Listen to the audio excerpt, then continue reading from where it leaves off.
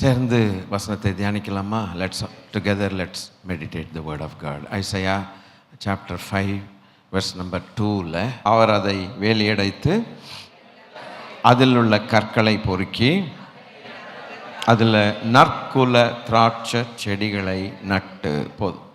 அந்த நற்குல திராட்சை செடிகள் என்கிறதான டாப்பிக்கில் போகிறோம். இந்த திராட்சை செடிகளை நடுகிறார்.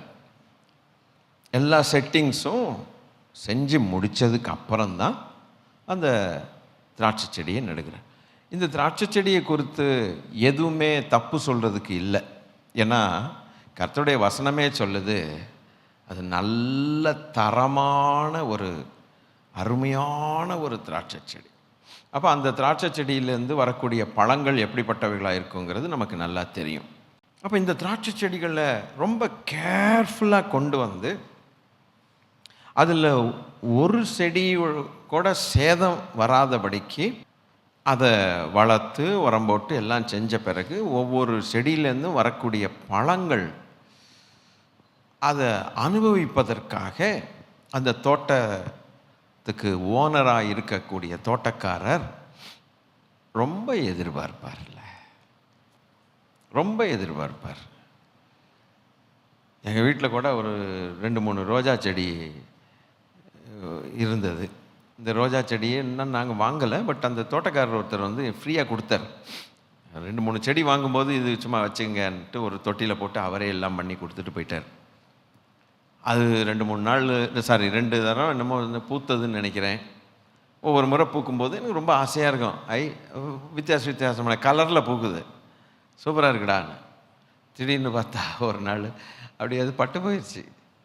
நான் நினச்சேன் தண்ணி தான் ஊற்றாமல் இருக்கிறதுனால தான் பட்டு போச்சுன்னு. டெய்லி தண்ணி ஊற்றுவேன், ஓவராக ஊற்றுறதில்ல, ஒழுங்காக ஊற்றுறேன். ஆனாலும் என்னமோ பாருங்கள், நல்ல செழிப்பான ஒரு செடி அது அப்படியே காஞ்சி போச்சு. மற்ற செடியெல்லாம் இருக்குது, அந்த ஒரு செடி காஞ்சி போச்சு. அந்த ஒரு செடி காஞ்சி போனது நிமித்தம் ரொம்ப கஷ்டமாயிருச்சு. அதுவும் இருந்தால் 4 பூ பூத்துருக்குமே, அழகாக கலராக பூத்துருக்குமே.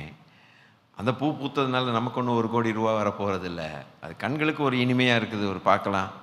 சரி, அது எவ்வளவு கஷ்டமாக இருக்குதோ, நற்குல திராட்சை செடியை கொண்டு வந்து அதன் பழங்களை அனுபவிக்க வேண்டிய ஒரு நேரத்தில், பார்க்க வேண்டிய ஒரு நேரத்தில், அந்த பழங்களையும் பார்த்த பிறகு அந்த பழங்களில் ஒன்று கூட வாயில் வைக்க முடியலையாமே, ஒன்று கூட வாயில் வைக்க முடியல. அவன் அப்படி யோசிச்சுப்பான், இவ்வளோ நாளாக நம்ம தண்ணி ஊற்றினோம், உரம் போட்டோம், வேலி அடைச்சோம், கற்கள் எல்லாம் பொறுக்கி எவ்வளோ ராவும் பகலுமா அது துளிர் விடும்போது சந்தோஷப்பட்டோம், புது இலை வந்தோடனே ரொம்ப சந்தோஷப்பட்டோம், அது இன்னும் வந்துடும் பார் அப்படின்னு பந்தல் போட்டோம், அவ்வளவு காலம் வெயிட் பண்ணோம். என்னடா பழமும் பழுத்தோன்னே ஒரே சந்தோஷம், இந்த மாதிரி கொத்து கொத்தா காக்கிதுரான்னு நினச்சி சந்தோஷப்பட்டோமே. அதில் ஒன்று எடுத்தா சரி, வேற ஒரு கொலையிலேருந்து எடுத்து பார்ப்போன்னா அந்த கொலையிலேருந்து எடுத்து போட்ட பழம் கூட அந்த கசப்பு தான் இருக்குது. இது என்னடா தோட்டம் பூரா கசப்பாக இருக்குது, ஏமாற்றம் வந்துருச்சே, ரொம்ப மனசு வேதனை. நற்குல திராட்சை செடி. இந்த நற்குல திராட்சை செடியை எதற்கு ஒப்பிடுகிறார் தேவன்? யூதர்கள், எருசலேம், இஸ்ரவேல் மக்களுக்கு அவர் அதை ஒப்பிட்டு பேசுகிறார். இவர்களுடைய சரித்திரம் கொஞ்சம் பிரமாதமாக இருக்குது. நான் கொஞ்சம் கொஞ்சமாக உங்களுக்கு கொண்டு போகிறேன். நேரம் எவ்வளோ நேரம் இருக்குதோ அவ்வளோ வரைக்கும் போகலாம். He started the vineyard with one family. ஒருவேளை நோட்ஸ் எடுக்கிறவங்க நீங்கள் அதை எடுத்துக்கணும். அல்லேலூயா. இந்த தோட்டத்தை, திராட்சை தோட்டத்தை எப்படி ஸ்டார்ட் பண்ணார்னா, ஒரு குடும்பத்தை வச்சு ஸ்டார்ட் பண்ணியிருக்கிறார். ஒரு குடும்பம். அந்த குடும்பத்தில் அந்த திராட்சை தோட்டம், அந்த செடி ஒரு நற்குல அழகான ஒரு சூப்பரான ஒரு செடி. அந்த ஒன்றை வச்சு ஸ்டார்ட் பண்ணி கொண்டு போகிறார். யூதர்கள், அவர்களுக்கு பிதா. ஏசாயாவின் புஸ்தகம் 51வது அதிகாரம் முதல் 2 வசனங்கள். நீதியை பின்பற்றி கர்த்தரை தேடுகிற நீங்கள் எனக்கு செவி கொடுங்கள், நீங்கள் வெட்டி எடுக்கப்பட்ட கன்மலையையும் நீங்கள் தோண்டி எடுக்கப்பட்ட துறவின் குழியையும் நோக்கி பாருங்கள். உங்கள் தகப்பனாகிய ஆபிரகாமையும் உங்களை பெற்ற சாராளையும் நோக்கி பாருங்கள். அவன் ஒருவனாய் இருக்கையில் நான் அவனை அழைத்து அவனை ஆசீர்வதித்து அவனை பெருக பண்ணேன். கிடைச்சதா? One family. ஒருவனாய் இருக்கையில் ஐ கால்ட் ஹிம். உன்னை பெற்றெடுத்த தகப்பனை பார், உன்னை பெற்றெடுத்த தாயை பார், சாராளை பார். ஃபர்ஸ்ட் கிளாஸ் செடி. அவனுடைய இருதயம் அவ்வளோ அழகாய் இருந்தது. விசுவாச தகப்பன், அவனிலே எந்த ஒரு பழுதும் இல்லை. செடிகள் வாங்கும்போது அந்த கார்டனர்ஸ்கிட்ட கேட்குறோம், இது நல்லா வளருமா, நல்ல காய் காய்க்குமா, இது காய் பெருசாக இருக்குமா, இப்படியெல்லாம் பல கேள்விகளை கேட்டு நம்ம வாங்குகிறோம் பார்த்தீங்களா. ஆனால் நமக்கு தெரியாது, ஆனால் அவர்களுக்கு அது தெரியும். இது வாங்காதீங்க சார், இதை வாங்குங்கம்பாங்க. கர்த்தர் எவ்வளோ கேர்ஃபுல்லாக சூஸ் பண்ணிட்டார் பார்த்தீங்களா. ஒரு மனுஷன் இன்றைக்கி நான் இப்படி கொஞ்சம் கொஞ்சமாக ஸ்லோவாக உங்களை கொண்டு போட்டோம், அழைத்தேன்கிறார். ஆதியாகமம் 13வது அதிகாரம் 16வது வசனம். உன் சந்ததியை பூமியின் தூளை போல பெருக பண்ணுவேன். ஒருவன் பூமியின் தூளை எண்ணக்கூடுமானால் உன் சந்ததியும் எண்ணப்படும். அந்த ஒரு மனுஷனுக்கு தேவன் சொல்லுகிற வார்த்தை நீங்கள் கொஞ்சம் புரிஞ்சுக்கிட்டு ஆண்டவர் மகிமைப்படுத்தணும். அந்த ஒரு மனுஷனை அழைத்தார், நற்குல திராட்சை செடியை தேவன் அழைத்தார். அந்த ஒரு குடும்பத்தை கர்த்தர் அழைத்தாராம். அந்த குடும்பத்துக்கு தேவன் கொடுக்கிற வாக்குத்தத்தம் என்ன? உனக்கு பிறகு வரக்கூடிய உன் சந்ததி பூமியின் தூளை போல பெருக பண்ணுவேன். ஒருவன் பூமியின் தூளை எண்ணக்கூடுமானால் உன் சந்ததியும் எண்ண முடியாத அளவுக்கு உன் சந்ததி பெருகி இருக்கும் என்று வாக்கு கொடுக்கிறார். வாக்கு கொடுத்த தெய்வம் அந்த ஒரு நற்குல திராட்சை செடி என்று சொல்லும் பொழுது அதிலிருந்து வரக்கூடிய செடிகள் எப்படிப்பட்டவைகளாக இருக்க வேண்டும்? கொஞ்சம் நீங்கள் சொல்லணுமே. ஒரு நற்குல திராட்சை செடியிலேருந்து வரக்கூடிய செடிகள் எப்படி இருக்கும்? அது போலவே இருக்கும். அதில் எந்த ஒரு கலப்படமும் இருக்கக்கூடிய வாய்ப்புகள் இல்லை. 2-3 செடியை கொண்டு வந்து ஒட்ட வச்சிங்கன்னா தான் பிரச்சனை. ஒரே செடியிலேருந்து ஆண்டவர் சொல்லுகிறார், இந்த நான் உன்னை நற்குல திராட்சை செடியாய் ஒரு குடும்பத்தை அழைத்தேன். உன் சந்ததி ஏதோ ஒரு 5 பிள்ளைங்க 10 பிள்ளைங்க பெறுவேன்னு சொல்லலை, பூமியின் தூளை போல. அப்படின்னா இந்த உலகம் பூரா தேவன் எதிர்பார்த்த ஒரு அவருடைய எண்ணம் எதுன்னு இப்போ நீங்கள் சொல்லுங்க. நீங்கள் தான் சொல்லணும், ஏன்னா அப்போ தான் நமக்கு உள்ளே போகும். அவர் என்ன எதிர்பார்க்கிறார், என்னத்தை எதிர்பார்த்தார்? ஒன்றுமே புரியல. ஒரு நல்ல செடி வச்சிருக்கு, அந்த செடியிலேருந்து பல கிளைகள் பல செடிகள் வரணும்னு ஆசைப்படுறோம். அது நம்ம தோட்டத்தை பூரா நிரப்பணும்னு ஆசைப்படுறோம். அப்போ நம்முடைய ஆசை என்ன? நிரப்புறது ஆசை இல்லை. நீங்கள் நல்லா யோசிங்களேன். நல்ல செடியால் நிரம்பணும். தைரியமாக சொல்லுங்க. நான் சொன்னதுக்கப்புறம் நல்ல தைரியமாக சொல்கிறீங்க. நீங்கள் யோசித்து சொல்லணும். எவனாவது ஒருத்தன் தோட்டத்தில் ஒரு நல்ல செடியை வச்சுட்டு அதுக்கப்புறம் நான் தோட்டம் பூரா குப்பை செடியாக வரணும்னு எதிர்பார்ப்பானா? அதுதானே. ஒரு நல்ல செடியை உண்டாக்குனதுக்கப்புறம் ஃபுல்லாக அதுவாகவே இருந்தா. பங்கினிப்பள்ளின்னு ஒரு மாம்பழம் நமக்கு எல்லாருக்கும் தெரியும். நமக்கு கிடைச்ச ஒரு பெரிய கிஃப்ட், அது கர்த்தர் கொடுத்த கிஃப்ட்டு. அதை சாப்பிடாதவன் அதை சாப்பிட்ட பிறகு வேறு எந்த மாம்பழத்தையும் சாப்பிட பிடிக்காது. இப்போ தோட்டம் பூரா நிறைய பங்கினிப்பள்ளி வெரைட்டிஸ் இருந்ததுன்னா, அந்த செடிகள் இருந்ததுன்னா, மாம்பழம் மரங்கள் எவ்வளவு காய் காய்க்கும். பஞ்சமே இல்லாமல் அந்த பழங்களை பல நாட்களுக்கு சாப்பிடலாம் அல்லவா? அப்போ அவருடைய ஆசை என்ன? நீங்கள் பலுகி பெருகி ஆட்கொண்டு பூமியை நிரப்புங்கள்னார்.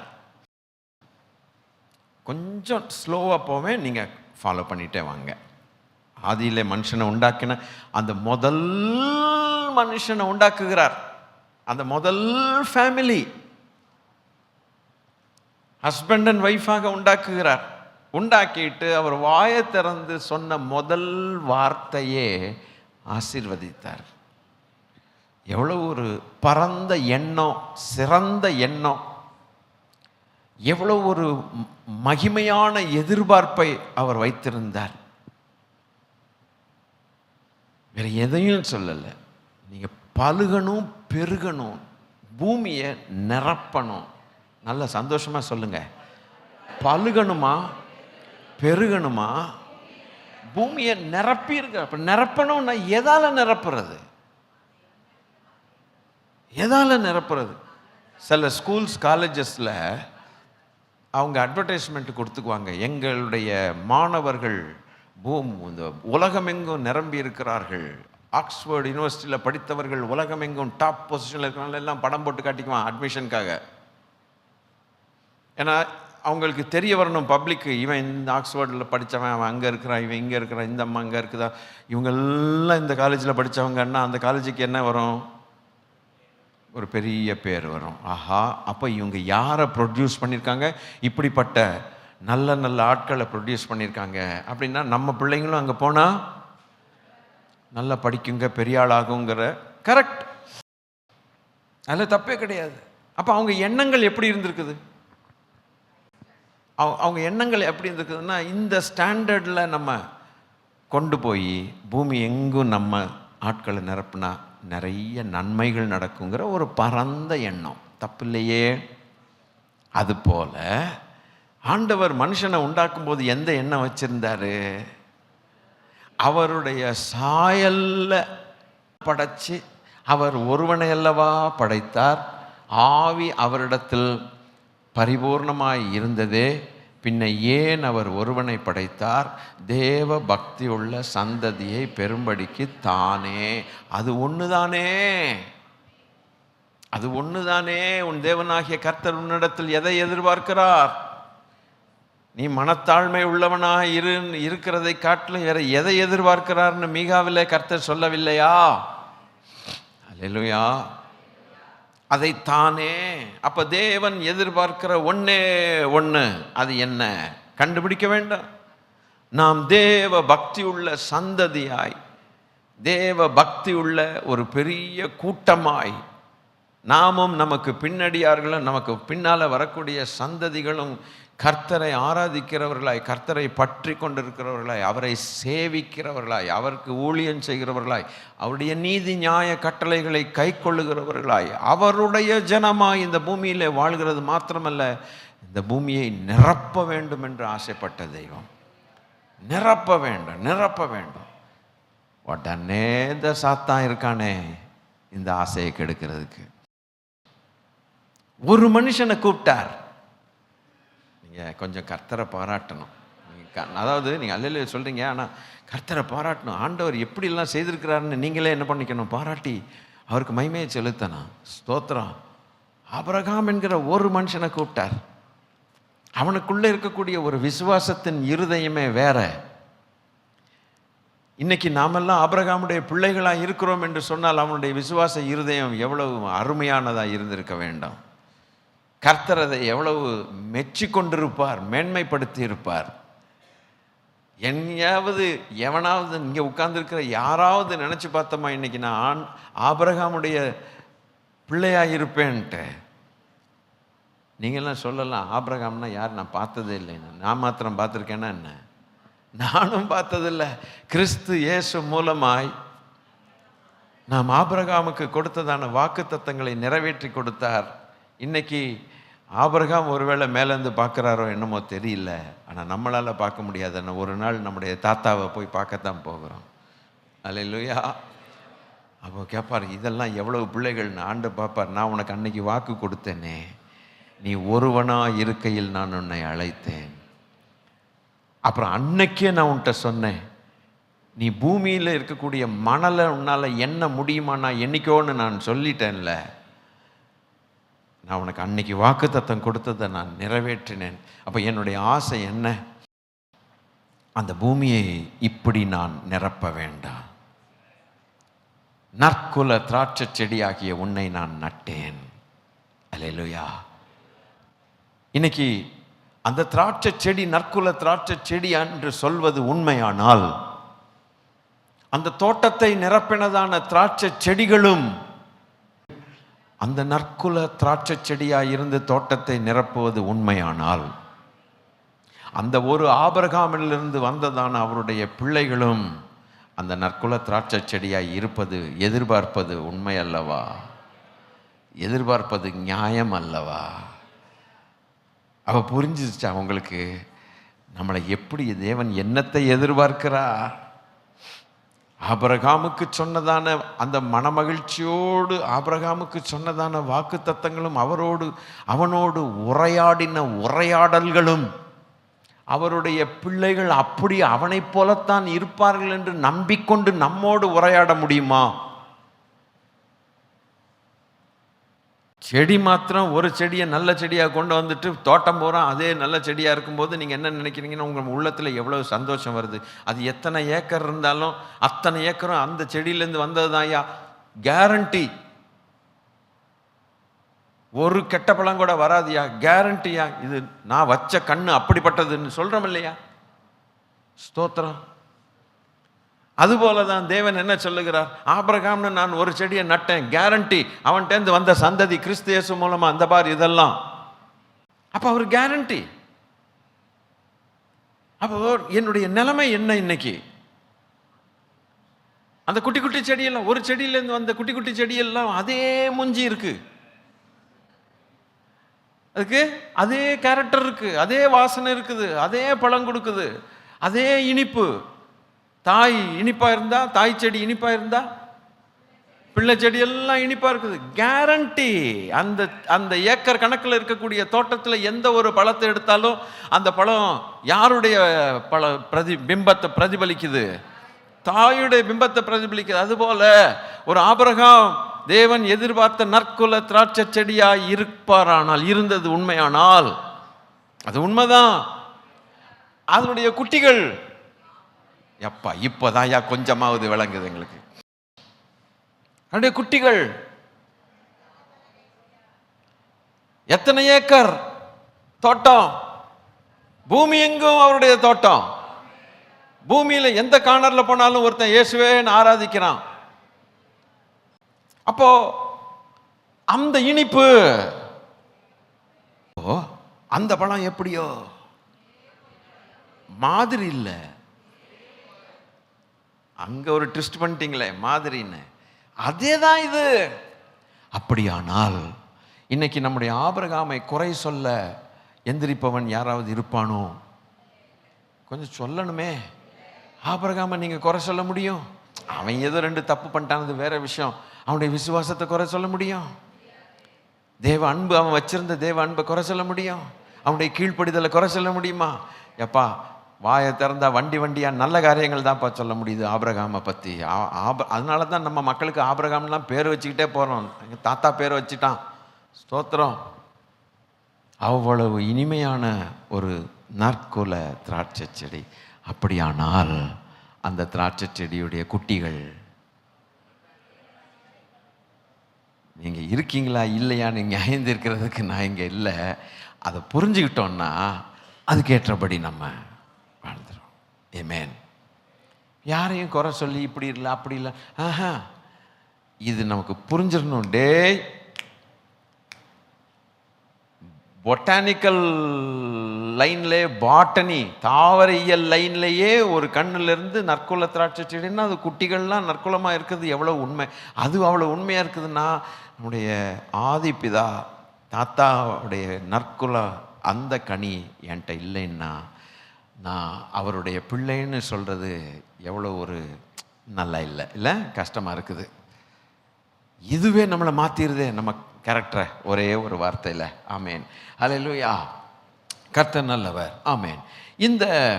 இந்த ஆபிரகாம் என்பவன் அந்த தோட்டத்துக்கு விதை, சீடாக இருக்கிறான். ஒரு விதை. அந்த விதையிலேருந்து தான் இன்னைக்கு இத்தனை செடிகள். ஸ்தோத்திரம். நம்மெல்லாம் என்ன, அன்னைக்கு விதை போட்டது இன்னைக்கு செடிகளாகி கனிகளாகி நம்ம எல்லாம் குட்டி குட்டி செடியாக உட்கார்ந்துருக்கிறோம். அந்த டிஎன்ஏ தான் இங்கேயும் டிஎன்ஏ. அதனுடைய கேரக்டர் தான், அதனுடைய குணம்தான் இந்த செடிக்கும் குணம். அப்படியானால் அவனுடைய விசுவாசம் நமக்குள்ளும் இருக்கணுமே. உன் தாயினிடத்தில் முதலாவது அந்த விசுவாசத்தை கண்டேன்கிறான். லூவிசாளை பார்த்து சொல்ற, லூயிஸ் அந்த மாதிரி சொல்கிறான், உன் பிள்ளைகள் சத்தியத்தில் நடக்கிறார்கள் என்று நான் கேள்விப்படுகிறேன், எனக்கு அதை பார்க்கணும் வேறு சந்தோஷம் வேறு ஒன்றுமே இல்லைன்னு அழகாய் சொல்லுகிறான். முதலாவது இந்த விசுவாசம் உன் பாட்டியாகிய லோவிசாள் இடத்திலும் பிறகு உன் தாயாகிய ஐநேக்கியாவிடத்திலும் இருந்தது.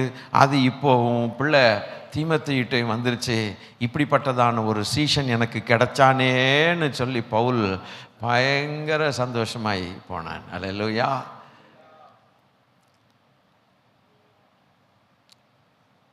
அவனுக்கு இருந்த சந்தோஷத்தை பார்த்தீங்களா? பாட்டிமாவுடைய விசுவாசம் அம்மாட்ட வந்து, அம்மாவுடைய விசுவாசம் பையன்கிட்ட வந்து, அப்பா குவாலிட்டியான ஒரு மனுஷன் ஊழியத்துக்கு கிடைச்சான்னு சொல்லி, இல்லைன்னா ஊழியத்துக்கு கிடைக்கிறவன் குவாலிட்டி இல்லைன்னா முதல்ல அவனை குவாலிட்டியை ஆக்கிறதே ஒரு பெரிய பாடாக போயிடும். நேரமெல்லாம் வீணாக போயிடும். கரெக்டு தானே? அவனுக்கு இந்த ட்ரைனிங் கொடு, அந்த ட்ரைனிங் கொடு, இந்த ட்ரைனிங் கொடு, அந்த ட்ரைனிங் கொடு. அப்போ ட்ரைனிங்லேயே நம்ம வாழ்க்கை போச்சு. வரும்போதே ஒரு குவாலிட்டியான மக்கள் வந்துட்டாங்கன்னா ஊழியத்துக்கு எப்படி? எந்த ஒரு ட்ரைனிங்கும் வேண்டாம், குவாலிட்டியான ஊழியத்தை செய்யலாம். அந்த ஊழியத்தின் தலைவர் என்ன எண்ணங்கள், விஷனோட, தரிசனத்தோட இருப்பாரோ, நேத்து வேலைக்கு வந்து சேர்ந்தவனும் அதே தரிசனத்தோட வர்றான். 20 வருஷமா ஊழியம் நடந்துகிட்டு இருக்கோம். அந்த ஊழிய ஸ்தாபனருக்கு பல தரிசனங்கள் இருக்கும். நேற்று வந்த ஆள்களை ஒரு 10 பேரை செலக்ட் பண்ணாங்கன்னா 10 பேரை ட்ரைனிங்க்கு அனுப்புவாங்க. நம்ம ஊழியன்னா எப்படி, அதை எப்படி செய்யணும். ஆனால் ஒரு நேற்று வந்த ஒரு ஆளுக்கு தேவையே இல்லாமல் இருக்குது, அந்த ஊழிய ட்ரைனிங்கே தேவையில்லை. எடுத்தோன்னே எவ்வளோ ஒரு குவாலிட்டியான ஊழியத்தை அவன் கையில் ஒப்பு கொடுக்கலாம். ஒப்பு கொடுத்து அவன் ஏமாற்ற மாட்டான். காலப்போக்கில் இது என் வேலை இல்லைன்னு அப்படி எதிர்த்து பேச மாட்டான். இதெல்லாம் அவனுக்குள்ளே இருந்ததுன்னா தைரியமாக அவனை நம்பி அவனை விட்டுடலாம் இல்லையா? அதுபோல ஹல்லேலூயா, அந்த குவாலிட்டி எதிர்பார்த்து ஓட்டார். ஆமென். காட் நர்ச்சர், கொஞ்சம் கொஞ்சமாக போகிறேன். God nurtured the faith, this seed, like seed to germinate. He groomed his faith with tests and trials. இந்த நற்குல திராட்சை செடி லேசா வந்த செடி கிடையாது. இந்த விதையில் ரொம்ப லேசா கண்டுபிடிக்கல. அவர் கண்டுபிடிச்ச பிறகு அவர் ஒரு ட்ரைனிங் கொடுக்கிறார் பாருங்க. ஃபர்ஸ்ட் பர்சனுக்கு ட்ரைனிங் கொடுக்கிறார். எதனால கொடுக்கிறார்னா, பயங்கரமான சோதனைகள் வழியாய் அவனை ட்ரெயின் பண்ணி விடுகிறார். 22வது அதிகாரம் முதல் வசனம். ஆதியாகமம் 22வது அதிகாரம் முதல் வசனம். இந்த காரியங்கள் நடந்த பின்பு, அப்படின்னா பல காரியங்கள் நடந்திருக்கிறது. கர்த்தர் நல்லவர். அப்ப இதுக்கு முன்னால ஏகப்பட்ட காரியங்களில் ஆபிரகாமை தேவன் சோதித்திருக்கலாம். அவனுக்கு ஒரு ட்ரைனிங் கொடுத்திருக்கலாம். அந்த ஒரு விதைக்காக அவர் பட்ட பாடு ஏன்? அந்த ஒரு விதையிலிருந்து பல விதைகள், செடிகள் எழும்பி பூமியை நிரப்பும் என்கிறதான பெரிய ஆசை. ஆஹா, கொஞ்சம் ஆண்டவருடைய மனசை கொஞ்சம் புரிஞ்சுக்குவோம் நம்ம. அவருக்கு எவ்வளவு ஆசை. அதனால தான் ஆரம்பத்திலேயே அந்த ஆசை. மனுஷனை மண்ணிலிருந்து உருவாக்கும் போது மூக்குக்கு மூக்கு, வாய்க்கு வாய் வச்சு ஊனு எவ்வளவு சந்தோஷமா ஊதி இவன் பூமியை நிரப்புவார்கள்.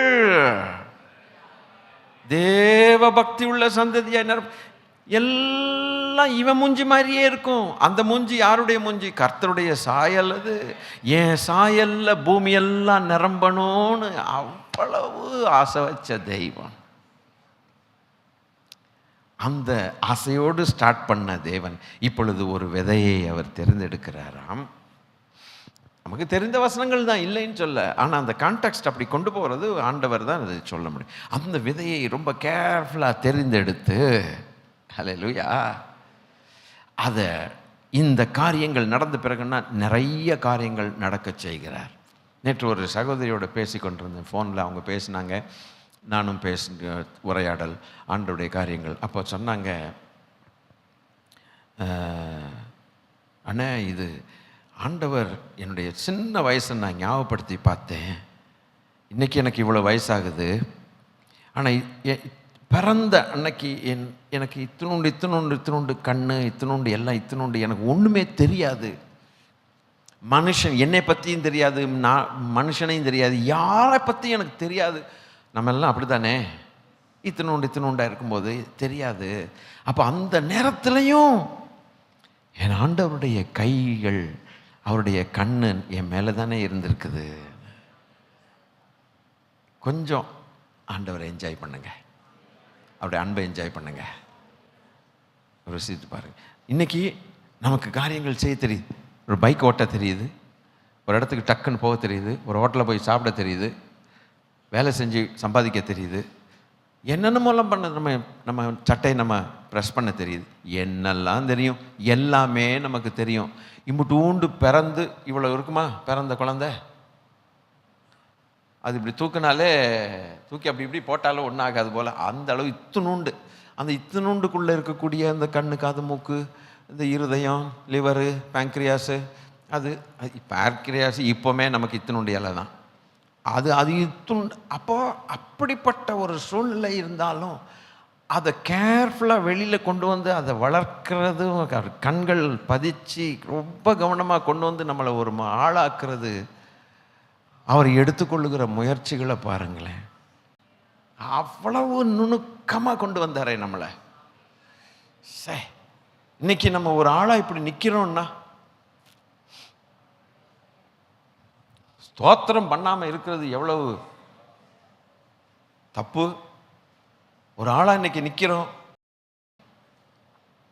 நம்மளை நம்பி ஒரு கம்பெனியில் வேலைக்கு கூப்பிட்ருக்கான் 4 பேர்.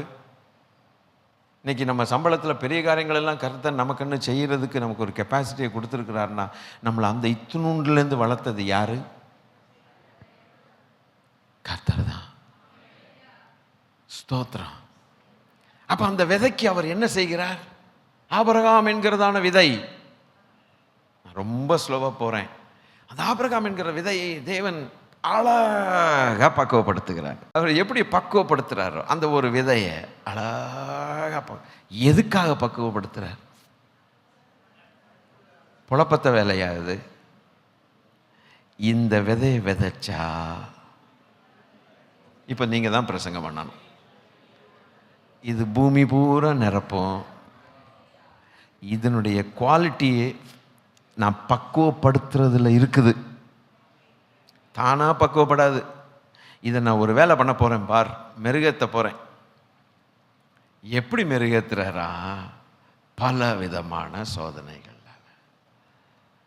அப்போது இந்த காரியங்கள் நடந்த பிறகுன்னா எத்தனையோ காரியங்கள் நடந்திருக்குது, விட்டாரான்னு இல்லை. அப்போ அந்த சகோதரியோட பேசிகிட்டு இருக்கும்போது இதை மறந்துட்டேன், சொல்கிறேன் கேளுங்க. நம்மளை தேவன் பக்குவப்படுத்துகிறது நமக்கு இம்மீடியட்டாக வரக்கூடிய ஒரு சந்ததிக்கு அடையாளமாக இருப்பதற்காக. புரியுதா உங்களுக்கு? நான் ஒரு காரியத்தை உங்களுக்கு சொல்கிறேன் கேளுங்க. நமக்கு முன்னால் ஓடின எத்தனையோ பரிசுத்தவான்கள், மிஷனரிமார்கள் இருக்கிறாங்க. அத்தனை பேருடைய பேர்களில் ஒரு சில பேர்கள் தான் நமக்கு தெரியும். நிறைய பேருடைய பேர் நமக்கு தெரியாது. தெரிந்த சில பேர்கள், எனக்கு தெரிந்தவர்கள் உங்களுக்கு தெரிந்திருக்காது, உங்களுக்கு தெரிந்தவர்கள் எனக்கு தெரிந்திருக்காது பேர்கள். நம்ம எல்லாருக்கும் ஓரளவுக்கு தெரிந்த சில பேர்கள். சிடி ஸ்டட் எத்தனை பேர் தெரியுமோ தெரியாது, தெரிஞ்சிருக்கணுங்கிற அவசியம் இல்லை. ஜோனத்தான் எட்வர்ட்ஸ், ஹட்சன் டெய்லர், இப்படி ஒரு சிலர் எனக்கு தெரிஞ்சு கொஞ்சம் பேர் தான். அப்போது அந்த சகோதரி கேட்டாங்க, நீங்கள் நிறைய இந்த மாதிரி புஸ்தகங்களை வாசிப்பீங்களா? நிறையா இந்த மாதிரி மிஷனரிஸ் சரித்திரமெல்லாம் உங்களுக்கு அத்துப்படியாக தெரியுமான்னு கேட்டேன். ஒரு சந்தேகம் அவங்களுக்கு வந்துச்சு. நான் சொன்னேன், எனக்கு ஒன்றும் தெரியாது, ரீடிங் ஹேபிட் எனக்கு சுத்தமாக இல்லைன்னு. என்னை மாதிரி எத்தனை பேர் இங்கே வந்து உட்காந்துருக்கீங்களோ தெரியாது. நான் ரொம்ப வெரி புவர் இன் ரீடிங். அது சொல்லிக்கிறதுல ரொம்ப சந்தோஷம் எனக்கு. உங்களில் ஒரு சிலர் ரீடிங் ஹேபிட் சூப்பராக இருக்கும். ஒரு புஸ்தகத்தை கொடுத்தா 1 மணி நேரத்தில் அதை முடிச்சு தூக்கி போட்டு அடுத்த புஸ்தகத்தை படிக்கிற அளவுக்கு சிலர் என்ன பண்ணுவாங்க, ரொம்ப நல்ல ரீடிங் ஹேபிட்ஸ் ரொம்ப நல்லா இருக்கும். ஒருத்தர் அங்கே இருக்கிற மாதிரி தெரியல, அதனால் எல்லாம் என் கூட்டம் தான் நினைக்கிறேன். கர்த்தர் நல்லவர். யாருக்காவது ரீடிங் ஹேபிட் சூப்பராக இருக்குன்னு சொல்ல முடியுமா? சரி, எனக்கு இல்லைன்னு சொல்லுவோம். ஏப்பா ஒழுங்கா பைபிளாவது வாசிக்கையா, கர்த்தர் நல்லவர், அல்லேலூயா. அதை வாசித்துருவோம், அதை கூட ஒரு டிம்கி அடிச்சுட்டு போவோம். ஆனால் சிலர் பாருங்க, நிறைய வாழ்க்கையில் புஸ்தகங்கள் படிச்சிருப்பாங்க, டக்கு டக்கு டக்கு டக்கு டக்கு டக்குன்னு படித்து முடிச்சிடுறாங்க.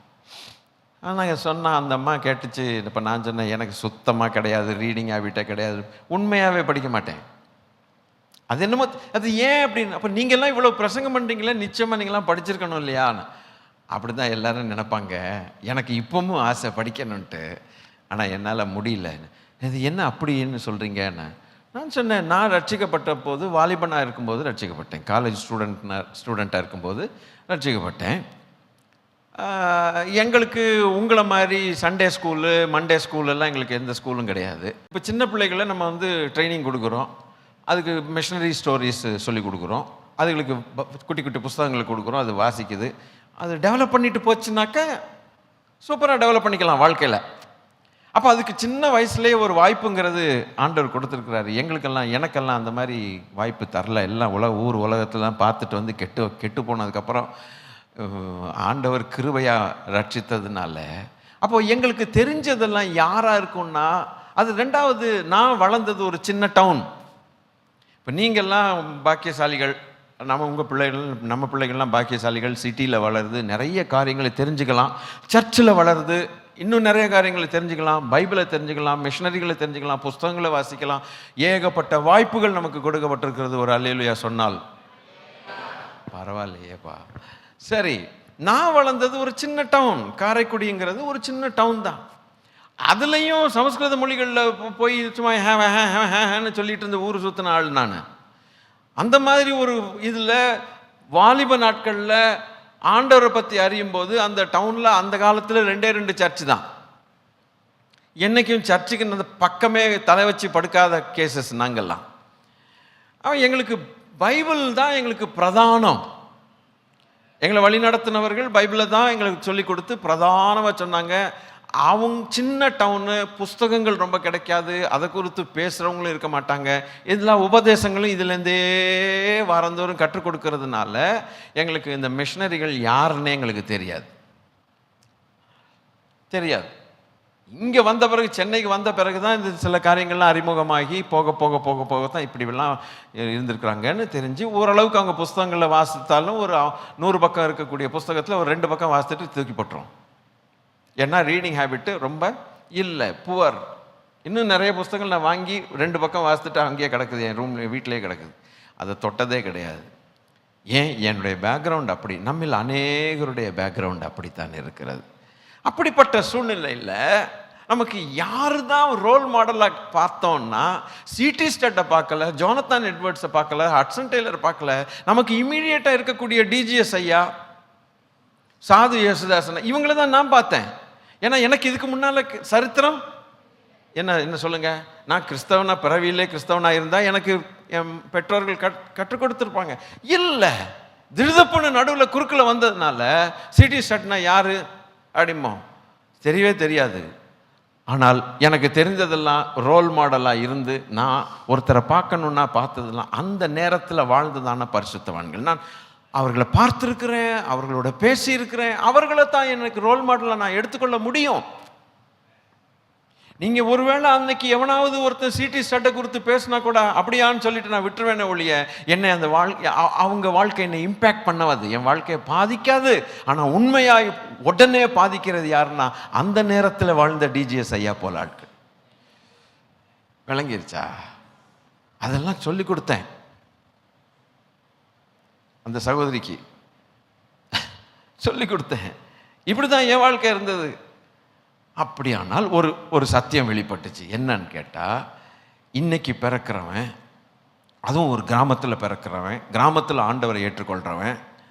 நமக்கு தெரிஞ்ச டிஜிஎஸ் ஐயா கூட அவனுக்கு என்ன செய்ய தெரிய வாய்ப்பில்லை.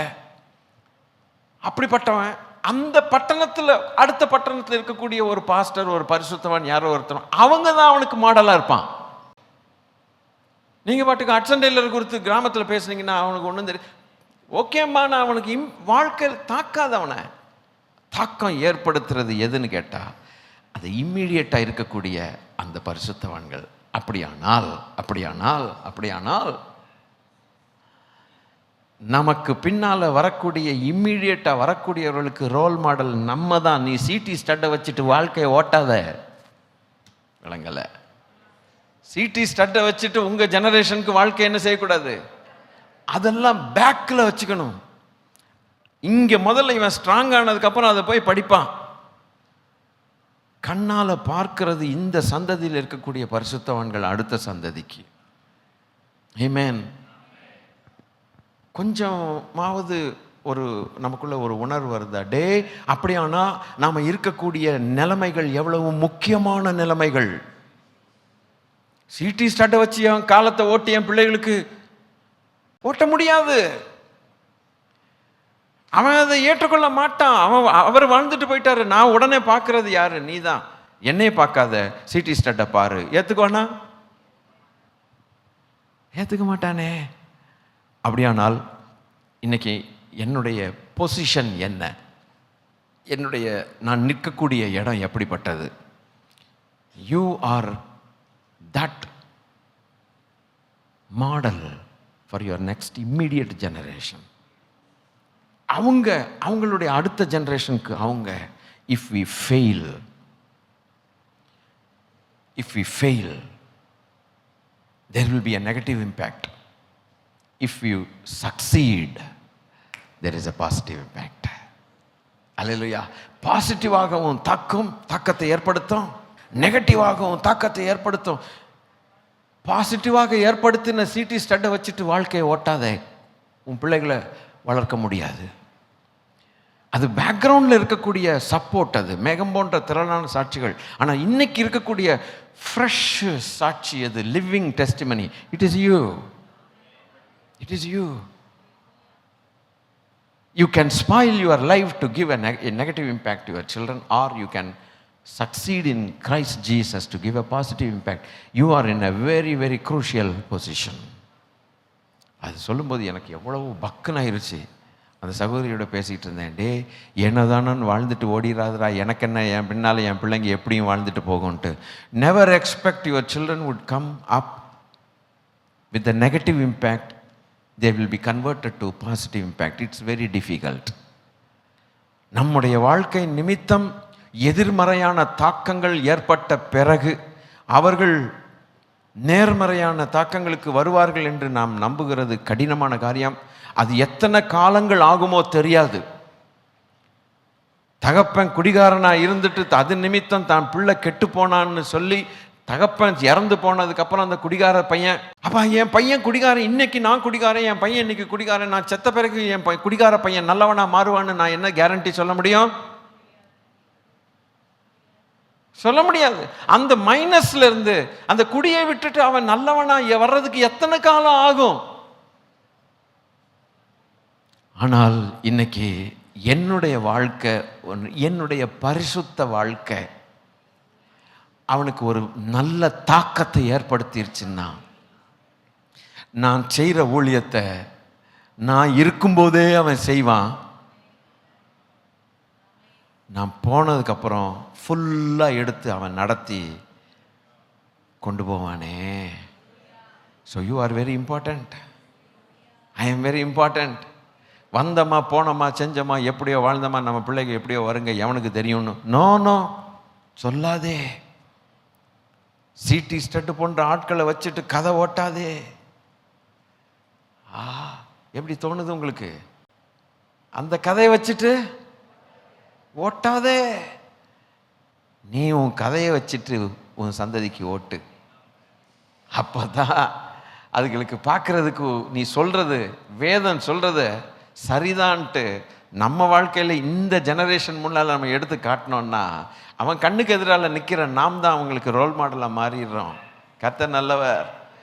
அவன் அந்த சகோதரிகிட்ட சொன்னேன், அம்மா இது பாருமா, நாளைக்கு என்னை மாதிரி ஒரு ஆள் என்னுடைய லைஃப்பில் எனக்கு ரீடிங் ஹேபிட்டு முட்டை, என்ன பெருமையாக சொல்லிக்கிறேன் தெரியுமா, படிக்கிற ஹேபிட்டு 0.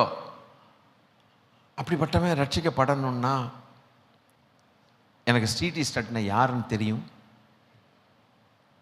யாருன்னு தெரியும். நான் எதையும் படித்தது இல்லையே, ஆனால் நான் ரட்சிக்கப்பட்டிருக்கேன் அல்லவா, தேவன் என்னை ரட்சித்தார் அல்லவா, ரட்சித்த பிறகு வேதத்தை கொடுத்தார் அல்லவா, கிருபையாய் என் கண்ணெதிர யாரும் இல்லாட்டினாலும் என்னை ஸ்ட்ராங் ஆக்கி விட்டார் கிருபையா. என்னை கொண்ட சிடி ஸ்டார்ட்டை படிச்சு தாண்டா நீ ஸ்ட்ராங் ஆகணும்னு சொன்னா நான் எங்கே போகிறது? நான் ரட்சிக்கப்பட்ட காரைக்குடியில் 1982 1982 நான் ரட்சிக்கப்பட்டேன். எனக்கு முன்னால் ஸ்டட்டும் கிடையாது, கிட்டும் கிடையாது. படிச்சுத்தான் நீ முன்னேறுவேன்னு சொன்னார்னா என் கதை என்னாகிறது? இன்னைக்கு நம்மில் எத்தனை பேருக்கு கர்த்தர் இப்படிப்பட்ட ஒரு வாய்ப்பை அவரே நம்மை வளர்த்து விட்டார். ஆனால் ஒன்று, இன்னைக்கு இவ்வளவு பெரிய ஆட்களாக நம்ம வளர்ந்தாலும் நம்ம கண்ணெதிர நிற்கக்கூடிய சில பரிசுத்தவான்கள் நமக்கு தாக்கத்தை ஏற்படுத்தலையா? பணத்தில் உண்மை உள்ளவர்கள் தாக்கத்தை ஏற்படுத்தலையா? விசுவாசத்தில் உண்மை உள்ளவர்கள் தாக்கத்தை ஏற்படுத்தவில்லையா? அவர்களை பார்க்கலையா? 1008 பேர் கெட்ட காரியங்களை செய்தவர்கள் பார்த்தாலும் கூட, ஆனால் நம்முடைய கண்கள் ஒரு சிலரை பார்க்கவில்லையா? பரிசுத்தத்தில் உண்மை உள்ளவர்களை பார்க்கவில்லையா? கேட்கிறேன். அல்லேலூயா. பண வாங்குதல் கொடுத்தல் வழங்குதல் காரியங்களில் உண்மை உள்ளவர்களை பார்க்கலையா? அவர்கள் நமக்கு ஆணித்தனமா பிரிண்ட் ஆயிட்டாங்க நம்ம மனசுல. சிடி ஸ்டடி எப்படி வாழ்ந்தாரோ தெரியல, அது சமயம் கிடைத்தால் நம்ம அந்த புஸ்தகத்தை வாங்கி வாசிப்பேன், அவ்வளவுதானே ஒழிய. ஆனால் இன்று என் கண்களுக்கு முன்பாக வாழ்ந்திருக்கக்கூடிய உண்மை உள்ளவர்களும் பரிசுத்தம் உள்ளவர்களும் விசுவாசத்தில் வீரர்களும் நான் கண்ணால் பார்க்கும்போது, நான் சரிந்து போகிற நேரத்தில், விசுவாசத்தில் சரிந்து போகிற நேரத்தில் என் கண்ணெதிரே பார்க்கக்கூடியதான பரிசுத்தவான்களுடைய வாழ்க்கை என்னை தூக்கிவிடும், அது என்னை எழுப்பிவிடும். அந்த சகோதரி கேட்டாங்க, சில நேரங்களில் நான் டவுன் ஆகிறேன் அண்ணா, என்ன பண்ண? நீங்கள்லாம் எப்படி நீங்கள் அப்படியே டவுன் ஆகாமையே இருப்பீங்களான்ட்டு. நானும் டவுன் ஆகக்கூடிய சூழ்நிலைகள் எத்தனையோ உண்டு. விசுவாச பரீட்சைகள் எல்லாரும் போக வேண்டுமே, எல்லாருக்கும் விசுவாசத்து சோதனைகள் உண்டே. அதன் மத்தியில் நம்ம யாரை பார்க்க முடியுது? வேத வசனத்தை பார்க்க முடியுது. வேத வசனத்தை பார்த்த பிறகு அதன்படி வாழ்ந்து காட்டின பரிசுத்தவான்கள் சக்சஸ்ஃபுல் ஸ்டோரிஸை நம்ம பார்க்கும் பொழுது நிச்சயமாய் நாமும் சக்சஸ் ஆகலாம் என்கிறதான தைரியம் நமக்கு வருகிறது. சோர்ந்து போய் விழுந்ததான நேரத்தில் பரிசுத்தவான்களுடைய வாழ்க்கை, அவர்கள் சென்ற பாதை, அவர்கள் அடைந்த பாக்கியம் நம்மை மறுபடியும் தூக்கிவிடும். அவர்களுடைய விசுவாசத்தை கவனியுங்கள் என்று ஆண்டவர் சொல்லி இருக்கிறார் எபிரேயர்ல. வாட்ச் their faith என்று சொல்லி இருக்கிறார். உங்களுக்கு என்ன சோதனை வந்ததோ, உங்களுக்கு முன்னால் ஓடின பரிசுத்தவான்களுக்கு அதே சோதனை வந்தது. ஆனால் அவர்கள் விழாமல் விழுந்து எந்திரிச்சு அதில் உறுதியாய் இருந்து நின்று பிடிச்சி அவனை ஜெயித்து, பொல்லாங்கனை ஜெயித்து பரத்திற்கு போனவர்களுடைய சாட்சி உங்களுக்கு இம்மிடியேட்டாக இருக்கக்கூடியதான பரிசுத்தவான்கள். ஞாபகத்தில் வச்சுங்க, அந்த ஒரு மனுஷன், அந்த ஒரு விதை. அப்போ இன்னைக்கு ஒன்று புரிஞ்சுக்கிட்டோம், நான் அந்த விதை. ஆபிரகாம் அந்த விதையா இருந்தது உண்மைதான். சொல்லுங்க, உண்மைதான் ஐயா. இன்னைக்கு நானும் ஒரு விதையா மாறிட்டேனே. விசுவாசம் இல்லையா? நானும் அந்த விதையா மாறிட்டேனே. அப்போ என்னுடைய தாத்தா எந்த விதையா இருந்தாரோ அந்த விதையாய் நான் இருப்பேன். ஆனால் எங்க தாத்தா நல்ல விதை, எங்க தாத்தா நல்ல விதையா இருந்ததுனால நல்ல விதையா மாறி இருக்கிறேன். நான் நல்ல விதையா இருப்பேன். ஆனால் என் சந்ததி நல்ல விதைகளா இருப்பார்களே. இது ஒன்றுலேயே பயங்கரமான இன்ஸ்ட்ரக்ஷன்ஸ் எல்லாம் அடங்கிருச்சு. நீ இதை செய், அப்படி செய், இதை செய்ன்னு ஒன்றுன்னா பிச்சு சொல்ல வேண்டிய அவசியமே இல்லை. நீ நல்ல விதை, உன் தாத்தா நல்ல விதையா இருக்க போய் நீ நல்ல விதையா வந்துட்ட. சர்ச்சுக்குள்ள வந்துட்ட, கர்த்தருக்குள்ள வந்துட்ட, விசுவாசத்துக்குள்ள வந்துட்ட. நித்திய ஜீவனை பெற்றுக்கொண்ட. ஆனா நீ இப்ப நான் தாத்தா மாதிரியே. நீங்களே பிரசங்கம் பண்ணி முடிச்சிடலாம். எங்க தாத்தா மாதிரியே நாங்களும் நல்ல விதையா இருந்தா எனக்கு பின்னால வரக்கூடிய சந்ததி சொல்லுவான், எங்க தாத்தானால நாங்க நல்ல விதையா மாறிட்டோம் நாங்களும். அப்போ அந்த நல்ல பழங்களை கொடுக்குங்கிற நம்பிக்கையில் அந்த ஒரு விதையை அவர் பக்குவப்படுத்துகிற விதம், இதற்கு பின்புல வந்த வம்பு பாருங்களேன், 1/2 மணி நேரம் போச்சு. சரி, இதற்கு இந்த காரியங்கள் நடந்த பின்பு தேவன் ஆபிரகாமை சோதித்தார்.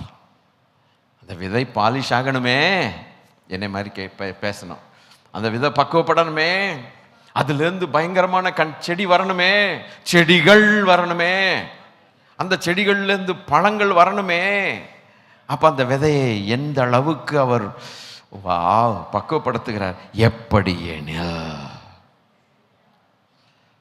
இதெல்லாம் நாங்கள் சரித்திரம் நமக்கு தெரியாதுன்னு நினைக்கிறீங்க? எத்தனை முறை வாசித்திருக்கிறோம்.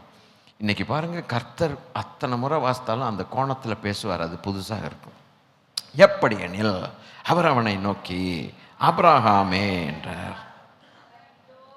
அந்த இதோ அடியேனுங்கிற வார்த்தை வருதா, அதையும் டெஸ்ட் பண்ணி பார்க்கிறார்.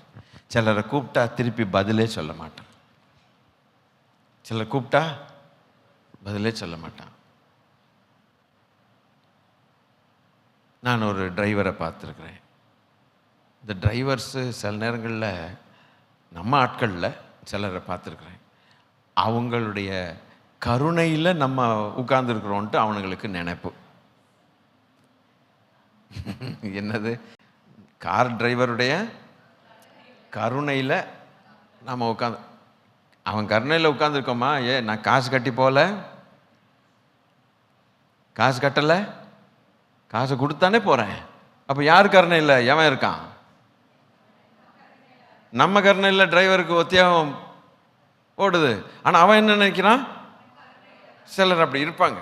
பிரதர், அந்த கொஞ்சம் அப்படி அந்த போரமாக நிறுத்தி கொஞ்சம் டீ குடிச்சிட்டு போகலாமே பிரதர், அந்த இந்த ஸ்ட்ரீட்டில் நிறுத்துங்கண்ணா. கேட்காத செவிடனை போல் ஓட்டுவான். நமக்கு இங்கே ரயில் இன்ஜினே ஓடிட்டு இருக்கோம். என்னடா இவன் இன்னும் ஒரு தடவை பேசினா இவன் என்னத்தை சொல்லுவானோ தெரியலன்னு. சடன் பிரேக் போட்டான்னா நம்ம என்ன பல்லெல்லாம் தெரிக்கும் நமக்கு. 10 தரம் பேச 11ஆவது தரம் அதெல்லாம் போக முடியாது, சின்ன சந்து அப்படின்ட்டு நான் பாட்டு போயிட்டே இருப்பான். என்ன செய்வீங்க? இந்த கருணை எவ்வளோ பெரிய கருணை பாருங்கள். சில நேரங்கள் அப்படி இருக்குது. ஆனால் சில டிரைவர் எப்படி இருப்பாங்க, ஒரு வார்த்தை சொன்னானு, சரிங்கய்யா, சரிங்க சரிங்க சார், சார் அது அப்படி போயிட்டு அப்படி கூட போகலாம் சார், அப்படி போகலாமா, இப்படி போகலாமா, அப்படி போனால் இந்த வேலையை முடிச்சுட்டு வரலாம் சார். நமக்கு ஐடியா நிறைய கொடுப்பாங்க. அப்போ அவங்க எப்படி நமக்கு எப்படி இருக்கும்? பின்னால் உட்காந்துட்டு ரொம்ப ஆனந்தமாக இருக்கும், மகிழ்ச்சியாக இருக்கும். கத்துனான்னா சீன்ட்டு இருக்கும், எப்படா நம்ம இறங்கி இந்த ஆளை விட்டுருவோம். இந்த மாதிரி டிரைவர்களுக்கு நம்ம இறங்கும்போது அவன் கொடுத்த சார்ஜ் காட்டிலும், அஃபிஷியலாக பில்லை காட்டிலும் நிறைய கொடுத்து சந்தோஷமா, சார் எப்போ வேணால் கூப்பிடுங்க சார், உன்னை தாண்டா கூப்பிடுவேன் வாழ்க்கையெல்லாம், அட்ரஸ்ஸு ஃபோன் நம்பர் எல்லாம் வாங்கிட்டு போவோம். ஏன்? அந்த குணம். கூப்பிட்டு பார்க்குறார் ஆபிரகாமே. என்னப்பா 2 வார்த்தையிலேயே நம்ம இவ்வளோ என்ஜாய் பண்ண முடியுதே. அவருடைய எண்ணங்களை பாருங்க. ஆண்டவருக்கு அப்படிப்பட்ட ஆட்கள் வேணும், வேதனை கொடுக்குற ஆட்கள் வேண்டாம். எவ்வளோ பாசத்தோட அந்த ஆதாமை உண்டாக்கும் போது மண்ணில் எவ்வளோ பாசத்தோட ஊதுனாரோ அதே பாசத்தோட ஆபிரகாமை ஷேப் பண்ணுறதுல ஆபிரகாமே அவனும் பாருங்க. என்னையா வேணும், சும்மா தொந்தரவு பண்ணிகிட்டே இருக்கிறேன், கண்ட நேரத்தை கூப்பிட்டுட்டு இருக்கிறேன், அப்படி பேசலை. தோ அடியே உமது அடிமை, என்னப்பா சொல்கிறீங்க? ஒன்றும் இல்லைப்பா, உன் பிள்ளையை கூட்டிகிட்டு கொஞ்சம் பலியிட போகணும். அப்படியா? நீர் இவ்வளோ கொடூரம்னு, இவ்வளோ மாயம் பண்ணுவீர்னு, இவ்வளோ வேஷம் போடுவீர்னு எனக்கு தெரியவே தெரியாது. எப்படிலாம் ஷேப் பண்ணி கொண்டு போனார் பாருங்க. ரோமர் 4வது அதிகாரம் 21வது வசனம் என்ன சொல்லுது? அதை ரோமருக்கு எழுதின பவுலடிகள் பேசக்கூடிய அளவுக்கு பேச்சு பொருளாய் மாறி போனான் இந்த ஆபிரகாம். தேவன் வாசிங்க, தேவன் வாக்குத்தத்தம் பண்ணினதை நிறைவேற்ற வல்லவராய் இருக்கிறார் என்று முழு நிச்சயமாய் நம்பி தேவனை மகிமைப்படுத்தி விசுவாசத்தில் வல்லவன் ஆனது அந்த விதை. இந்த குணம் வேணுமே, அந்த குணம் அவனுக்குள்ள கண்டாரே, அந்த குணத்தை பார்த்து அவரை ஷேப் பண்ணாரே, எவ்வளவு பாடுபட்டு அந்த விதையை அப்படியே கொண்டு வந்து என்னவா வாக்கு தத்தம் பண்ணினதை நிறைவேற்ற வல்லவராய் இருக்கிறார் என்று முழு. அப்போ வல்லவராய் இருக்கிறார்னு சொல்றதுக்கு காரணம் என்ன? வாக்கு தத்தம் பண்ணாலும் நிறைவேறலைன்னு அர்த்தம். கொஞ்சம் நம்ம மக்கள் அதாவது திங்கிங் கெப்பாசிட்டியை கொஞ்சம் அவுத்து விடுங்க. வாக்கு தத்தம் பண்ணியாச்சு, நம்மெல்லாம் உடனே ஹோட்டலில் போய் மசால் தோசைன்னு ஆர்டர் பண்ண ஒரு 5 நிமிஷத்தில் மசால் தோசை வந்தாகணும். தோசை ஆர்டர் பண்ணி 2 மணி நேரம் ஆச்சுன்னா என்ன சொல்லுவீங்க? நம்ம எப்படி இருப்போங்கிறது நமக்கு தெரியும். பரலோகம் பார்த்து கொண்டிருக்கிறது. எந்த மனுஷனாக இருந்தாலும் 4 கேள்வி கேட்பான். என்னையா ஹோட்டல் நடத்துகிற, எவ்வளோ நாள் ஆச்சு, எவ்வளோ நேரம் ஆச்சு, என்ன வேலை இல்லையா எனக்கெல்லாம் அப்படின்னு ஒரு வார்த்தை கேட்போம். சாரி சார், கேஸ் தீர்ந்து போச்சு, அதெல்லாம் மறுபடியும் கனெக்ட் பண்ணி வர்றதுக்கு கஷ்டமாயிருச்சு. சரி சரி கொண்டு வர்றான். கொண்டு வந்த பிறகு கண்ணங்கரேன்னு கருக்கி கொண்டுடுறான் தோசை. அத்தோடு அவன் ஹோட்டலையே நம்ம மறந்துடுவோம். இனி போவோமா? வாக்கு தத்தம் பண்ணியாச்சு, நிறைவேறல. அந்த சூழ்நிலைகளில் அந்த டெஸ்ட்டை பாஸ் பண்ண வேண்டியிருக்கு. குவாலிட்டி கண்ட்ரோல் செக்ஷன் ஒன்று இருக்கும் இண்டஸ்ட்ரியில், QNCன்பாங்க. எந்த பொருளை தயார் பண்ணாலும் அந்த செக்ஷன் வழியாக போகணும். பலவிதமான அடிகள் வாங்கும். அது இம்பேக்ட் ரெசிஸ்டன்ஸ் டெஸ்ட்னு ஒன்று இருக்குது. இதெல்லாம் சில மெட்டீரியலில் போட்டு டம்முன்னு அடிப்பான். அதில் கிராக் வருதா எல்லாம் பார்ப்பானுங்க. அப்போ அந்த மெட்டீரியல் வேஸ்ட்டுமா. அது அந்த டெஸ்டிங்கெல்லாம் கிராஸ் ஆகி வந்துருச்சுன்னா ஓகேன்னு ஒரு இதை ஒட்டிடுவான் அது மேலே. QNC ஓகேம்மா, quality control section test passed. இந்த விதையை எப்படியெல்லாம் பாஸ் பண்ண வைக்க வேண்டியிருந்தது. கொஞ்சம் ருசிக்கிற ஆட்கள் வேணும். ஆண்டவரை ருசிக்கிற ஆட்கள் இங்கே வேண்டும். இதற்கு பின்பு அடுத்த டெஸ்டிங் சென்டருக்கு போகணும், அடுத்த இதுக்கு போகணும், அடுத்த மிஷினுக்கு போகணும், அடுத்ததுக்கு போகணும். டென்சைல் ஸ்ட்ரென்த்து அதை டெஸ்ட் பண்ணுவான். இம்பேக்ட் ரெசிஸ்டன்ஸு அதை டெஸ்ட் பண்ணுவான். இனி எல்லாம் மெட்டீரியல் டெஸ்டிங்லாம் முடித்ததுக்கப்புறம் தான் அதை நம்பலாம், அந்த பொருளை நம்பலாம். ஒரு கார் தயாரிக்கிறான்னா 4 தகரத்தை கொண்டு வந்து ஸ்க்ரூ போட்டுன்னு சொல்ல மாட்டான். அதை தயார் பண்ணதுக்கப்புறம் அது டெஸ்டிங் பண்ணுவானுங்க பாருங்கள். ஸ்பீட் டெஸ்ட்டு, அந்த டெஸ்ட்டு, பயங்கர டெஸ்டிங் இருக்கும். தடன்னு ஒரு இதில் ஓட்டி விட்டுருவான். பம்பில் பயங்கர ஸ்பீடில் தடன்னு ஓட்டுவான். வேணுக்குனே நம்ம குடலை நின்று போயிடும் போல இருதயம். அந்த மாதிரி அதில் அது எப்படி இருக்குது பார்க்கணும். அதில் ஸ்ப்ரிங்ஸ் எப்படி இருக்குது எல்லாம் பண்ணி முடிச்சதுக்கப்புறம் தான் ரோட்டில் வருது, அது ஷாப்புக்கு வருது. நம்ம பூ போல் தேய்ச்சி பூ போல் ஓட்டுறோம். அவன் டெஸ்டிங் போகும்போது நீங்கள் பார்த்தீங்கன்னா அவன் காரே வாங்க மாட்டீங்க. ஐயா இந்த கார் எனக்கு வேண்டாம்பீங்க. இதில் என்னென்னா கண்டு கிடக்கோ அப்படிம்பீங்க. அதுபோல் தான் கர்த்தருக்கு ஸ்தோத்திரம். சிக்கன் பிரியாணி சாப்பிட்ருவீங்க, தோலை உரித்து இந்த சிக்கன் படுத்துகிற பாடை பார்த்தீங்கன்னா அந்த மாதிரி படுத்தி போட்டார் இந்த ஆபிரகாமை. அப்போ கூட இதோ அடியேன்னு சொல்லுவானா? அப்போ கூட இதோ அடி. நல்லா வறுத்தெடுத்த பிறகும் கூட எல்லா டெஸ்ட்டும் பாஸ் பண்ணி அதுக்கு அடுத்து எப்படி வருதுன்னு பார்க்கலாம். ஆப்ரஹாம் க்ரூ, அவன் வளர்ந்தான். இப்போ பாருங்க, அந்த சீடு பிளான்ட் ஆகிறது, செடி ஆகிறது. நீங்கள் கொஞ்சம் இந்த ட்ராமாவில் நீங்கள் பார்ட்டிசிபேட் பண்ணணும். இன்றைக்கி இப்படி தான் போகும். அந்த செடி அப்படியே ஒரு மரம் ஆகுது. அதில் grew into a man, into a manlyhood. அப்போ ஆபிரகாம் அழைக்கும் போது அவன் எல்கேஜி பிள்ளையா? அவனுடைய குணங்கள் எல்கேஜி பிள்ளைக்குள்ள குணங்களாக இருந்தது. அவன் விசுவாசத்தில் வல்லவனானான்னு போட்டிருக்கது அல்லவா? வல்லவனான பிறகு அப்போ கொடுக்கக்கூடிய சில டெஸ்ட் வேற. சின்ன பிள்ளையா இருக்கும்போது சின்ன டெஸ்ட் கொடுக்குறாங்க. ஃபைனல் இயர் பிடெக் ஸ்டூடெண்ட்டுக்கு போய் ஏபிசிடி எழுதுகிற டெஸ்ட் கொடுத்தா எப்படி? பொருத்தமே இல்லை. அதுபோல் he grew into a man fathering. Second stage நான் போகிறேன், ஸ்டேஜ் பை ஸ்டேஜாக போகிறேன். fathering Isaac and Isaac fathering Jacob, Jacob fathering 12 people, 12 sons. Abraham வளர்கிறான், ஒரு ஈசாக்கை அவ்வளவு காலங்கள் கழிச்சு டெஸ்ட் எல்லாம் பாஸ் பண்ணி பெறுகிறான். ஈசாக்கு வந்த பிறகும் ஒரு டெஸ்ட். ஈசாக்கு வந்த பிறகு விட்டாரா? அவனை வச்சுக்கிட்டே ஒரு டெஸ்ட் பண்றார். போய் நீ மோரியா மலையில் அவனை சாக்ரிஃபைஸ் பண்ணு. அதுக்கும் அப்போ கூட இதோ அடியேன், இதோ அடியேன். கொஞ்சம் இதெல்லாம் யோசித்து பார்த்தா நம்ம மனசு இப்போவுமே நம்மகிட்ட சொல்லுண்டே, இந்த டெஸ்ட் எல்லாம் நீ பாஸ் பண்ணிக்குவேடா, பாஸ் பண்ணிக்குவேடா, நம்மளால் முடியுமா? ஆனால் நம்ம விதை இது எங்கேருந்து வந்த விதை? எங்கேருந்து வந்த விதை? அந்த ஆபிரகாம் ஆகிய அந்த விதையிலேருந்து வந்த விதைகளாக்கும். அப்போ அது அங்கே அது முடிஞ்சதானால்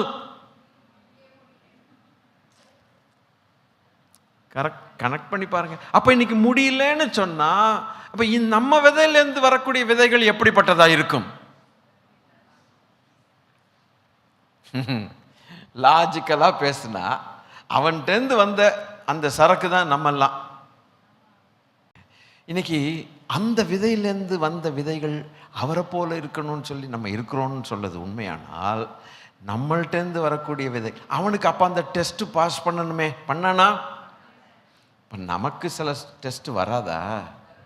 சாமி வேண்டவே வேண்டாம், டெஸ்ட்டே வேண்டாம், என்னை விட்டுருங்கோ, பரலோகத்துக்கு விட்டு போயிருங்கோ. தேவனுடைய சந்ததிகளை ஆண்டவர் விசுவாசத்தில் கட்டாயம் பக்குவப்படுத்தி சோதனைகள் வழியாகத்தான் கொண்டு போவார், சந்தேகமே கிடையாது. ஆனால் தாங்கிக் கொள்ள பலன் தருவார். அந்த சோதனையிலிருந்து தப்பித்து கொள்ளுகிறதான போக்கையும் உண்டாக்குகிறார். இன்றைக்கி நிறைய பேருக்கு இதெல்லாம் எனக்கு தேவையில்லை, என்னை ஜஸ்ட் விட்டுருங்க, நான் அப்படியே ஸ்தோத்திரம் பண்ணிட்டு மேலே போகிறேன். மேலே போகிறதுக்கு தான் கூப்பிட்டாரு, அதில் சந்தேகமே கிடையாது. ஆனால் உனக்கு பின்னால் உன்னுடைய விதையிலேருந்து விதைகள் ஒழுங்காக வரணும்னா, இன்னைக்கு இந்த சர்வீஸுக்கு ஏன் வந்து தொலைச்சானோன்னு நினைக்கிறீங்களோ? You are very very important.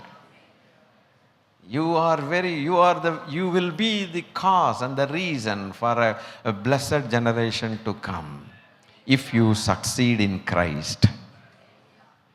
If not, you will be the reason for the tragedy of the next generation. அதை வெளியில் இன்னைக்கு சர்ச்சஸ் சொல்ல மாட்டாங்க நிறைய பேர். இந்த பாசிட்டிவ் சைடே தட்டிட்டு போயிட்டு இருப்பாங்க. You are the man, you are born to fly, you are born to win, you are அல்லேலூயாமா. அவன் போய் அங்கே விழுந்துட்டான்னு வச்சுங்களேன், அவன் பின்னால் அவன் சந்ததியை சறுக்கி விழுந்துடும். ஏன்டா சொல்லலை பாஸ்டர், நீ இதையும் சொல்லணும் அதையும் சொல்லணும். அப்போ நமக்குள்ளே எவ்வளவு ஜாக்கிரதை வருகிறது வாழ்க்கையில். ஆமென். இன்னைக்கு நமக்குள்ள சில தவறுகள் நாம் செய்கிறவர்களாக இருப்போமானால், அது இன்னைக்கு இந்த வசனத்தை கேட்ட பிறகு டக்குன்னு அதை நிறுத்தி, டே டே டே டே டே எங்கள் தாத்தா ஒழுங்காக இருந்ததுனால தான்டா நான் இப்படி வந்தேன். நம்மலேருந்து அடுத்து வர்றதுக்கு நம்ம பொறுப்பாயிடுறோம். கர்த்தர் நல்லவர். ஆக அவன் ஹி க்ரோஸ். இப்போ அவன் என்ன செய்கிறான்?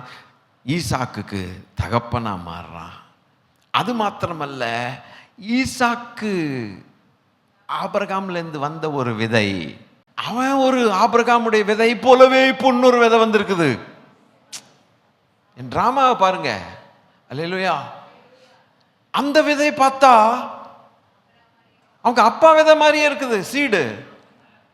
ஆஹா, அவன்கிட்ட வந்தான் ஒருத்தன், இன்னொருத்தன் யாக்கோபுன்னு ஏசான்னு இன்னொருத்தன் வந்தான். அவன் அப்படி ஓடிட்டான். இவன் யாக்கோபை பிடிச்சிக்கிட்டார். ஆண்டவர் வரக்கூடிய இந்த விதையை பிடிச்சாரு.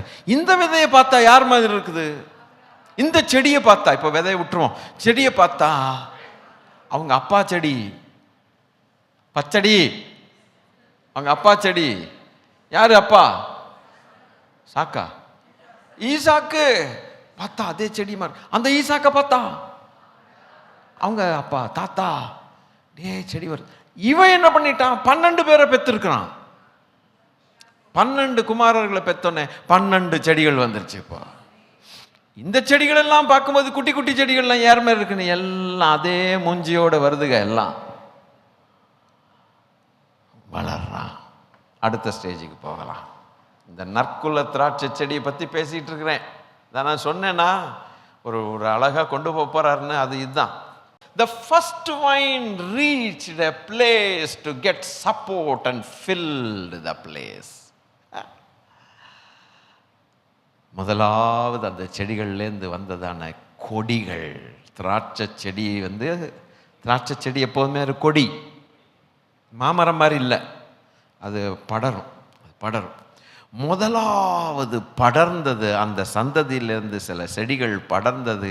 அதுக்கு ஒரு இடம் தேவைப்பட்டுச்சு, படர்றதுக்கு ஒரு இடம் தேவைப்பட்டுச்சு. படர்ந்தது. அதோட புத்தி அது காட்டத்தான் செய்யும். திராட்சை செடியை நட்டு வச்சிருந்தீங்கன்னா திராட்சை செடியை பிடிச்சி, அது கொடி, அது படரத்தான் செய்யும், தேடும். நைட்டில் தேடுறதை நீங்கள் பார்த்துருக்கீங்களா? நான் பார்த்துருக்குறேன். எங்கள் வீட்டில் திராட்சை கொடி இருக்குது, வச்சுருக்கோம். இன்னும் காய்க்கலை, சில வருஷங்கள் ஆகிப்போச்சு. நானும் ஆசையோடு பார்த்துட்ருக்கேன். எந்த செடி காய்ச்சாலும் திராட்சை செடி காய்க்குதுன்னு நான் உசுரை விட்டுருவேன். அது நான் பார்த்தேன் ஒரு நாள். அந்த கொடி அப்படியே தேடுது, அப்படியே தேடி பக்கத்தில் ஏதாவது ஒரு செடி இருந்தா அதை போய் அப்படியே சுருண்டுக்குது. எவன் கற்றுக் கொடுத்தா? நம்ம ஆள் ஒருத்தனை போடான்னா போறேன்னு சொல்லி போக மாட்டேங்க. வண்டி கொடு, அதை கொடு, இதை கொடுங்கிறான். அந்த கொடிகள் உள்ள செடிகளை நீங்கள் பார்த்தீங்கன்னா ஆச்சரியப்படுவீங்க. அதனால் மூவ் ஆகி நைட்டில் வளர்றதெல்லாம் சீக்கிரட்டாக வளரும். கடுகு விதை போட்டு அது எப்படி வளருதுன்னு உனக்கு தெரியாதுன்னு சொன்னார்ல. கிங்டம் ஆஃப் காட், தேவனுடைய ராஜ்யம் ரகசியமாக வளரும், எப்பவுமே ரகசியமாக வளரும். அதுபோல் வளர்ச்சி ரகசியமாக இருக்கான். அது தேடினதை நான் பார்த்தேன். இப்படியே தேடுது, அப்படியே தொங்குது பாவம் காற்றுல. அது நம்மெல்லாம் தூங்க போயிடுவோம்ல, நைட்டில் தூங்க போகிற நேரத்தில் அப்படியே தேடி அப்படியே சாய்ஞ்சி உன்னோட பிடிச்சி வச்சுட்டு சர்ன்னு சுற்றிக்குது. ஆச்சரியமாக இருக்குது.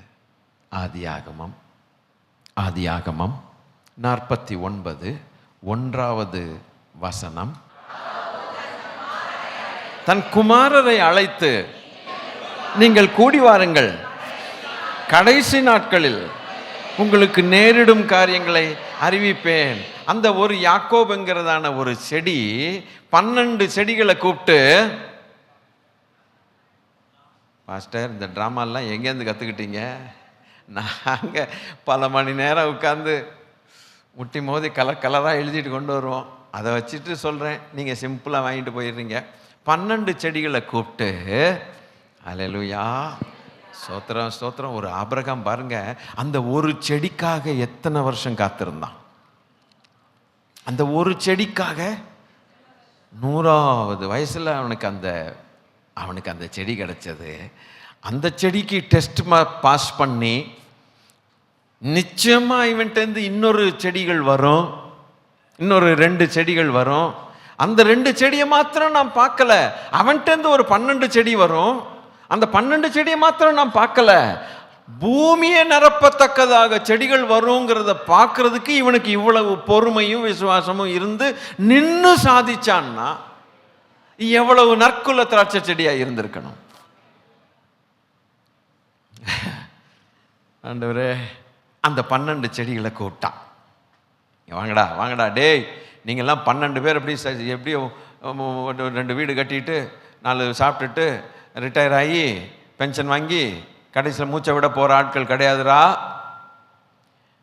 இதுக்கு பிறகு இருக்குதுடா ஒன்று, எங்கள் அப்பா சொன்னாங்கடா, எங்கள் அப்பாவுக்கு அவங்க அப்பா சொன்னாங்கடா, அவங்க அப்பா எங்கள் தாத்தாவுக்கு அவங்க அப்பாவுக்கு பரலோகத்தின் தேவன் சொன்னார்ரா, இந்த 12 பேர்லேருந்து பூமியை நிரப்பத்தக்கதான செடிகள் வரும், வாங்கடா உங்களை ஆசீர்வதிக்கிறேன்னு ஆசீர்வதிச்சிருக்கான். இந்த மாதிரி நான் பைபிளில் கொண்டு போனால் எப்படி இருக்கும் உங்களுக்கு? ஈஸியாக புரியுது இல்லை? அப்போது ஒரு செடி, அதில் 22வது வசனம், அதுக்கு பாருங்க விசேஷமாக இருக்குது.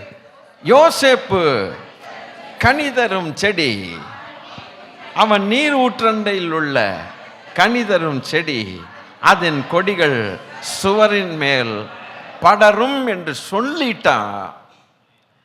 சொன்ன தீர்க்க தரிசன வார்த்தை படறிருச்சு.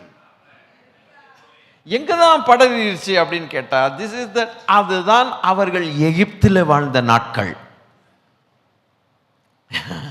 அந்த நாட்கள் என்ன? இவன் சொல்லிட்டு போயிட்டான்.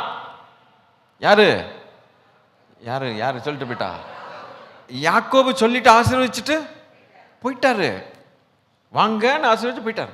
அந்த அந்த அந்த நான் சொன்னல, அந்த செடி தேடுதுன்னு சொன்ன கொடி, அது தேடி தேடி தேடி எகிப்தை தேடி தேடி தேடி எகிப்துக்குள்ள வந்து எகிப்தை நிரப்பி விட்டானுங்க. அவனுங்க எகிப்தை நிரப்பி விட்டு, கர்த்தர் நல்லவர். ஆனால் ஒன்று அந்த எகிப்தில் நிரப்பினோடனே எகிப்து ராஜாவுக்கு ஹார்ட் அட்டாக் வந்துருச்சு.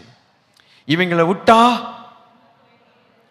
நம்ம நாடை மூடிடுவாங்கடா, அவ்வளவுதான், மூடி படர்ந்து மூடி பெருசாயிரும் அப்படின்னு சொல்லிட்டு பொறுக்க முடியாம ஒடுக்க ஆரம்பித்தான். எகிப்து ராஜா ஒடுக்க ஆரம்பித்தான். அந்த தேடின சமயத்தில் ஹல்லேலூயா, இந்த நற்குல திராட்சை செடிகள், பலுகி பெருகி நிரப்பின திராட்சை செடிகள் அன்ரூலி பிஹேவியரை காட்டத் தொடங்கிற்று. அவங்க தாத்தா மாதிரி இல்லை, அவங்க அப்பா மாதிரி இல்லை, அவங்க அப்பா அம்மா இம்மிடியட் அப்பா மாதிரி இல்லை, 12 அப்பாமார்கள் மாதிரி இல்லை, அன்ரூலி பிஹேவியர் வந்துருச்சு அவங்களுக்கு.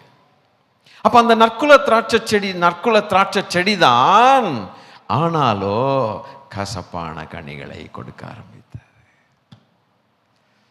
இதுதான் நமக்கு ரொம்ப டைம் வேணும்.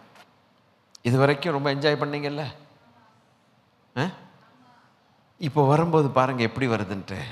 அன்ரூலி பிஹேவியர் அண்ட் அந்த வைன் அப்படி அன்ரூலி. அதன் நிமித்தம் அவனுடைய தகப்பனாகிய ஆபிரகாமுக்கு, அந்த சீடுக்கு கொடுக்கப்பட்டதான வாக்குத்தத்தங்கள் ஒரு பக்கம் இருந்தாலும், அவனுக்கு கொடுக்கப்பட்டதான சில இன்ஸ்ட்ரக்ஷன்ஸ், விதிமுறைகள், வரக்கூடிய செடிகள் கடைபிடிக்கல.